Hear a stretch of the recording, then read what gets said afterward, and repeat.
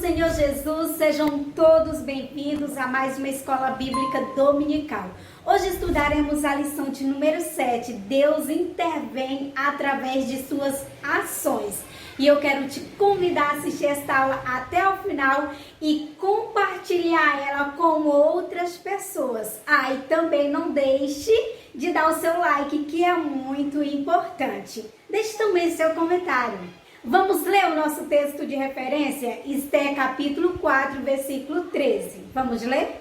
Então disse Mardoqueu que tornasse a dizer a Esther: não imagines em teu ânimo que escaparás na casa do rei, mais do que todos os outros judeus. Porque se de todo te calares, neste tempo socorro e livramento de outra parte virá para os judeus, mas tu e a casa de teu pai perecereis. E quem sabe se para tal tempo como este chegaste a este reino? Então disse Esther que tornasse a dizer a Mardoqueu: vai, ajunta todos os judeus que se acharem em Suzã, e jejuai por mim, e não comais, nem bebais, por 3 dias, nem de dia e nem de noite. E eu e as minhas moças também assim jejuaremos, e assim irei ter com o rei, ainda que não é segundo a lei, e perecendo, pereço. Louvado seja o nome do Senhor. Então nós vemos aqui esta brilhante ação que Esther está tendo da parte de Deus, pedindo ao povo que jejuasse por ela. Chegou o momento dela se apresentar ao rei. Perecendo, pereço. Perecendo, mas pereço por uma causa justa, pela causa do nome do meu Deus. Vale a pena. Ela estava dizendo: vou correr o risco e vai valer a pena.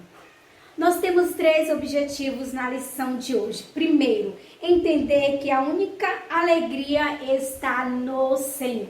A nossa alegria está no Senhor e nós vamos entender isso durante esta lição.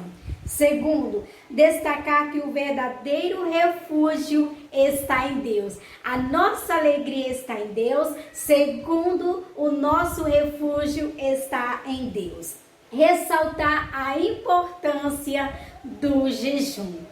É muito importante e quando oramos e jejuamos, colocamos isso em prática, nós vemos as muralhas caindo, nós vemos obstáculos saindo, nós vemos os laços sendo desfeitos, nós vamos vendo o caminho aberto para nós passarmos. E é sobre isso que nós vamos estudar agora.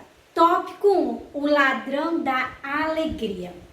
Você que tem nos acompanhado durante este trimestre tem percebido tudo que nós estamos falando sobre o livro de Esther, sobre a fidelidade de Esther, sobre a fidelidade de Mardoqueu. Na lição anterior, nós concluímos falando da dor que o povo judeu estava tendo por conta da carta que mandava exterminar todos os judeus. Então, a dor fez eles buscarem a presença de Deus, a dor fez eles orarem, fez eles invocarem o nome do Senhor. Então, concluímos dizendo que a dor nos impulsiona a buscar o Senhor e nos aproxima do Senhor. E aqui no primeiro tópico nós vamos falar sobre o ladrão que rouba a alegria. Era para ser um tempo de paz, um tempo de regozijo, mas o inimigo não estava satisfeito com a alegria do povo judeu e tentou causar uma destruição no meio do povo. O inimigo, ele sempre vai tentar roubar a nossa paz, ele sempre vai tentar roubar a nossa alegria, mas Cristo Jesus, ele nos proporciona todos os dias da nossa vida alegria e paz. E aqui nós vemos que diante do ladrão que rouba a alegria, Esther se manteve equilibrada, confiando plenamente que Deus iria estar com ela em todo o tempo. E qual é a maneira de a nossa alegria não ser roubada pelo nosso inimigo? É confiando plenamente em Deus. Romanos capítulo 14 e Gálatas capítulo 5 vai falar sobre isso, sobre esta alegria, sobre o gozo, sobre a paz que nós temos, tem que estar alicerçada em Deus. O inimigo vai ficar muito furioso quando ele tentar roubar a tua alegria e não conseguir. Porque ele quer nos ver cabisbaixo, ele quer nos ver desanimado, ele quer nos ver reclamando, ele quer nos ver murmurando, ele nos quer ver criticando, ele quer ver todo o tempo nós falando, desagradando a Deus. Quando a nossa alegria está no Senhor, pode vir o vendaval que for, pode levar tudo, pode destruir tudo, mas nós vamos continuar felizes, porque a nossa alegria não está baseada naquilo que nós possuímos, naquilo que temos. A nossa alegria precisa estar firmada e baseada no Senhor. Infelizmente, muitos de nós cristãos temos dificuldade de resolver os nossos problemas. Acabamos submergidos na agonia, na tristeza, na angústia, na ansiedade e não temos atitude diante dos problemas. Mas nós estamos estudando sobre Esther, sobre uma mulher firme, sobre uma mulher determinada, sobre uma mulher de atitude, sobre uma mulher de fé, para que nós tenhamos exemplo e possamos ter atitude nos momentos de adversidade. Tudo que tem na Bíblia é para nós aproveitarmos. Qual tem sido o teu clamor? O que tem suplicado para Deus? Eu quero te dizer que Deus, Ele ouve o gemido do nosso coração e atende. O povo de Israel estava sendo oprimido, maltratado no Egito. E Deus foi até Moisés e disse: tenho ouvido a aflição do meu povo e desci para livrá-lo. Deus chamou aquele povo de seu e desceu em seu favor. Deus também vai te chamar dele. Deus também vai descer em tua causa. Deus também vai descer em teu favor. E quando Deus descer em teu favor para te dar livramento, se prepare, porque a vitória é grande, porque a bênção é grande. E todos que se levantarem contra ti irão ver o agir de Deus na tua vida. Assim aconteceu com o povo de Deus no Egito. Assim aconteceu com o povo de Deus no Império da Pérsia. Eles clamaram ao Senhor e Deus dos altos céus ouviu o seu clamor, ouviu o seu gemido. Deus está ouvindo o teu clamor, Deus está ouvindo o teu gemido. Todo povo que serve a Deus, que é abençoado por Deus, é um povo feliz. A não ser que você ainda não tenha entregado o seu coração, a sua alma, totalmente aos pés de Cristo. Porque enquanto você não entregar, você vai ficar carregando um fardo. Mas ele diz que o fardo dele é suave, que o fardo dele é leve. Não tem porquê nós ficarmos carregando tudo isso. Ele diz para nós lançarmos sobre ele as nossas ansiedades, para nós lançarmos sobre ele as nossas preocupações, para nós lançarmos sobre ele todas as nossas angústias. Deus, ele tem cuidado de nós. O povo de Deus é um povo abençoado e um povo alegre. Isso não quer dizer que o povo não passe por adversidade, por problemas e por dificuldades. Sempre passaram e sempre vai passar. Mas diferente daquele que não serve a Deus, porque o que não serve a Deus passa por problemas, passa por desespero, mas não tem esperança, não tem fé e não tem Deus. O cristão passa por adversidade, passa por aperto, passa por problemas difíceis, mas ele tem fé, ele tem esperança e ele tem convicção de que Deus está com ele. Então, se você não tem essa convicção, você precisa buscar o renovo de Deus. Você precisa buscar a ajuda de Deus. Porque nós somos um povo abençoado e somos um povo feliz. As lutas vêm, mas Deus sempre chega com bênção sem medidas na nossa vida. E nós também precisamos servir ao Senhor com alegria, com gratidão, por mais que as lutas estejam grandes. Então, existem pessoas que vão para a igreja simplesmente porque os pais levam, porque se adaptou a ir para a igreja, ou por pura tradição, mas nunca entregou a sua vida a Deus. Algumas pessoas vão em busca de um milagre que não é errado, Nós vemos na Bíblia muitas pessoas que se aproximaram de Deus por causa dos milagres de Deus. Mas eles permaneceram por causa de Deus, porque através do milagre eles conheceram o Deus que faz milagre. Então o milagre foi uma oportunidade que essa pessoa teve de se aproximar de Deus. E depois que ele recebeu o milagre, ele permaneceu ao lado de Deus. Agora ele não está mais na presença de Deus simplesmente pelo milagre, mas ele está por causa dele, por causa do amor dele. Então, é fundamental os milagres no meio do povo de Deus. Isso nós vemos na Bíblia, que por onde Jesus passava, ele operava milagres e maravilhas. E muitas pessoas se rendiam, se convertiam a ele por causa dos milagres. Então, venha para Deus em busca do seu milagre, venha para Deus pelo milagre, mas permaneça por Ele, por já ter tido uma experiência com Ele. Então não abandone Deus, porque se nós estivermos na presença dEle ou indo para a igreja, só porque os nossos pais vão, por tradição familiar, porque desde criança eu vou para a igreja, eu me acostumei a ir. Ou se você está indo simplesmente só por causa da bênção, e se ela não vier, você vai ficar frustrado. Então, aproveite a oportunidade que seu pai está te levando para a igreja e busque ter um relacionamento com Deus. Aproveite a oportunidade que você está precisando de um milagre e busque um relacionamento com Deus. E você não vai encontrar apenas o seu milagre, mas você vai encontrar o dono do milagre. Isso quer dizer o quê? Que você vai encontrar a fonte inesgotável. E na hora dessa adversidade, você vai ter o quê? A fonte inesgotável. Louvado seja o nome do Senhor. O Senhor dos Exércitos está conosco. O Deus de Jacó é o nosso refúgio. É nele que nós encontramos paz. É nele que nós encontramos forças para lutar, para continuar sobrevivendo em um mundo cheio de hipocrisia, um mundo cheio de falsidade, cheio de mentira, cheio de imoralidade, de perversidade.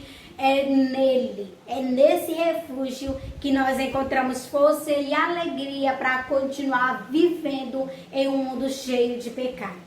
O jejum é uma forma de quebrantamento, é subjugar a natureza humana, é mostrar que nós precisamos de outro alimento que não seja o alimento perecível. E é no jejum que nós temos a nossa alma fortificada. É no jejum que nós encontramos força para resistir os dias maus. O povo antigamente sempre oraram e jejuaram. Nós vemos que até os discípulos de Cristo oraram e jejuaram. Então a igreja precisa também orar e jejuar. Famílias precisam orar e jejuar pelos seus. Às vezes reclamamos tanto e não entregamos as nossas causas a Deus em jejum e oração. Então a amizade com o Senhor traz paz, traz alegria, traz segurança. Passou-se os 3 dias e 3 noites. E agora era o momento de Esther se apresentar diante do rei sem ser convidada. Eu acho tão lindo essa parte, porque ela entrou na presença do rei sem ser convidada.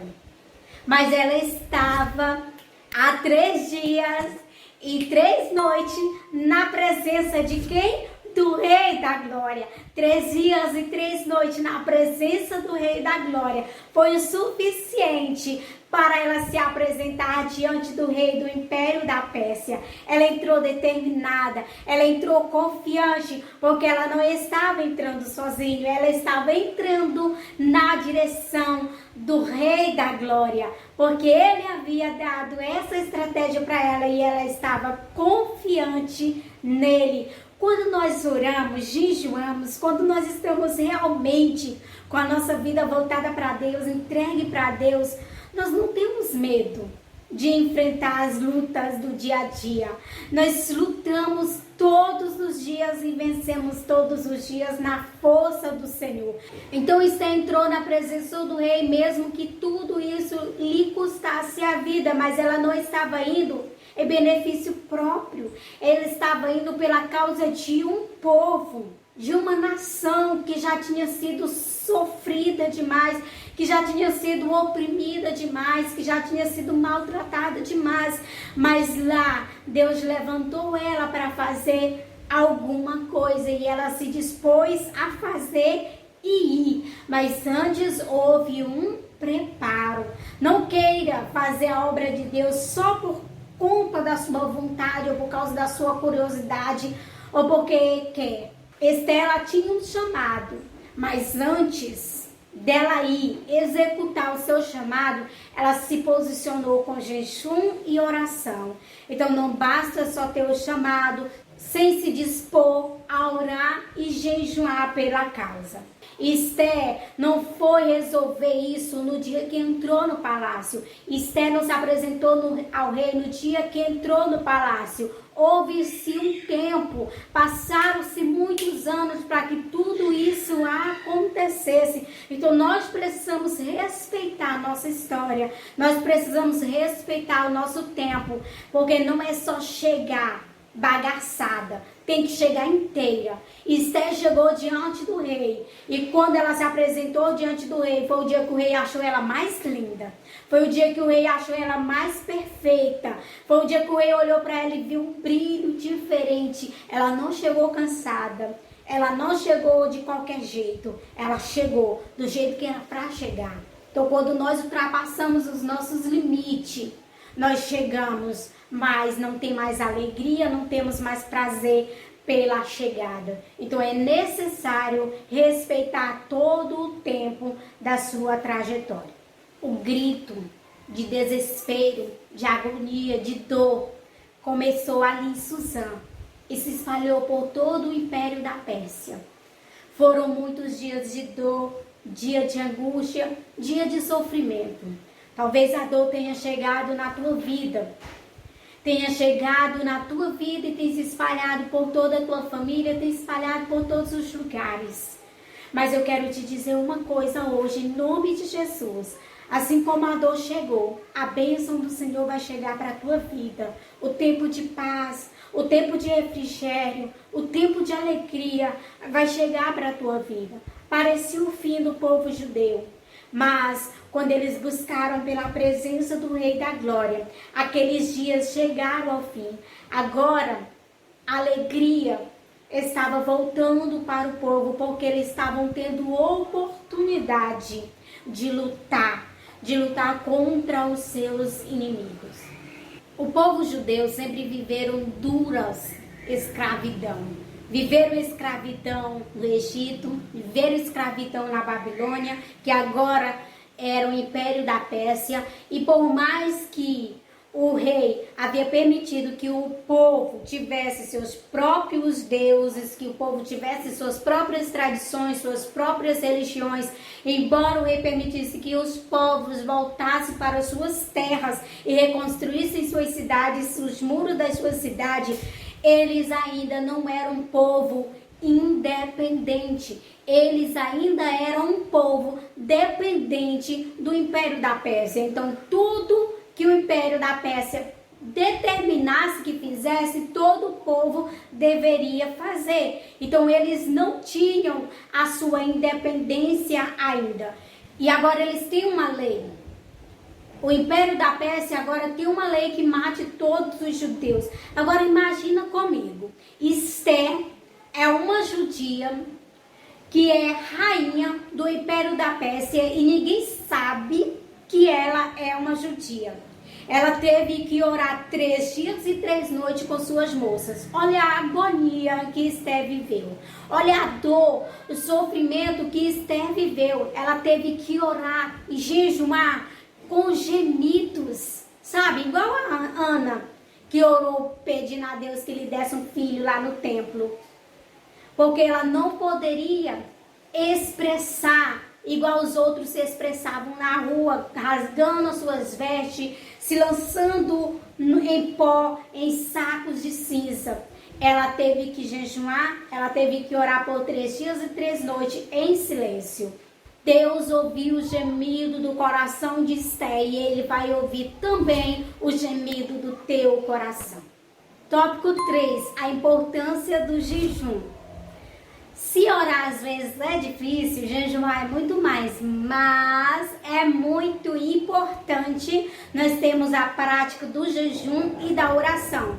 Mesmo no Antigo Testamento, no livro de Levítico, capítulo 23 e o versículo 26 ao 32, nós vemos a ordenança da lei dizendo que era dia de consagração, oração e jejum. Qual dia? O dia da expiação pelo pecado de todo o povo. Então era um dia de oração e jejum.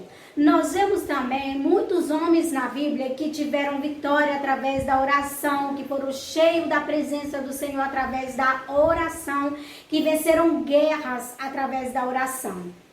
Um grande exemplo que nós temos da oração e do jejum na Bíblia é de Moisés, que orou 40 dias e 40 noites para receber as tábuas da lei. Nós temos a história de Josafá, que inclusive nós temos até uma aula sobre Josafá aqui no canal, se os irmãos tiverem interesse de assistir depois, que venceu uma guerra através da oração e jejum. E por que não falar de Davi? Que em todos os seus salmos ele está clamando, suplicando, orando, chorando e jejuando aos pés do Senhor. Então nós vemos que homens cheios do poder de Deus venceram barreiras difíceis, porque entregaram as causas ao Senhor através da oração e do jejum. E Neemias, quando o seu irmão chegou dando a mensagem para ele, falando acerca do povo que havia ficado em Jerusalém, que estavam vivendo em profunda miséria e desprezo, o que foi que Neemias foi fazer? Foi se apresentar diante do rei e dizer para o rei resolver? Não, ele foi orar, ele foi jejuar, e quando ele se apresentou diante do rei para servir o rei olhou para ele, viu ele diferente, perguntou o que era que tinha acontecido com ele, e ele contou tudo o que estava acontecendo, e o rei determinou que ele fosse até Jerusalém e reconstruísse os muros. É só no Antigo Testamento que temos a prática do jejum? Não, segura aí. No livro de Lucas, capítulo 2 e 37, temos a história de uma viúva com quase 80 anos de idade que estava servindo ao Senhor no templo, sim, servindo ao Senhor no templo, adorando ao Senhor com oração e jejum.